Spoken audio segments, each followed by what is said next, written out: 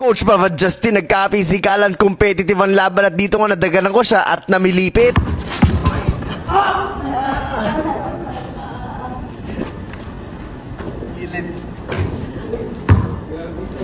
Lipit siya, hindi makahinga at hindi agad makatayo.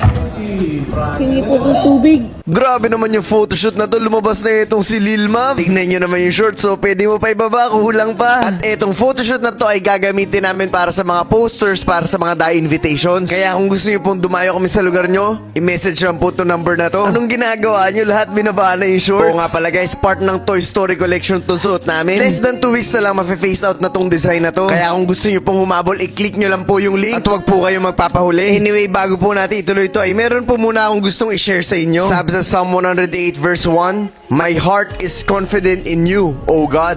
No wonder I can sing your praises with all my heart. Kumpiyansa ang puso ko sa inyo, Panginoon. Kaya hindi na nakakapagtaka na kahit anong sitwasyon ang kinalalagyan ko, ay nakakapagbigay puri ako sa inyo. That I'm able to worship you, honor you, and praise you with all my heart. Question lang po, sino sa atin ang nahihirapan papurihan ng Panginoon sa mga pagkakataong gulong-gulo tayo at nasa gitna ng matinding pagsubok? Do we still remember to praise and honor God? Pinupuri pa rin ba natin ang Panginoon kahit na sa mga pagkakataon na yun? Ang sagot ay mahirap.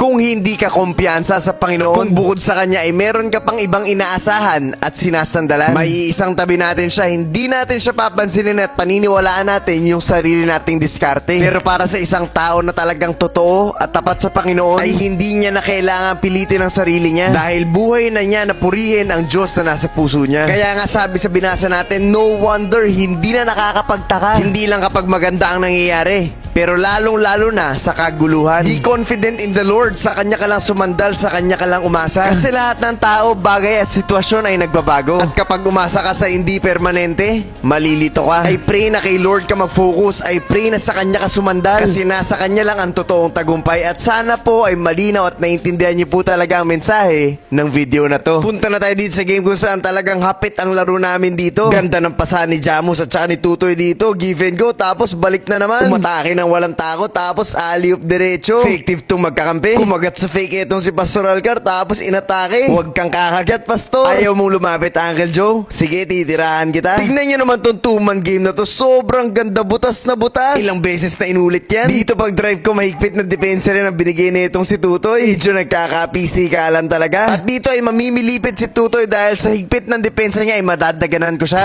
Kasi mataas tumalon yan.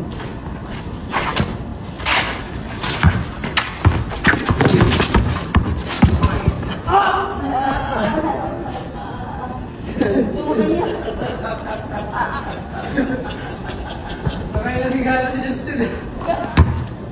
Naipit. Gilid.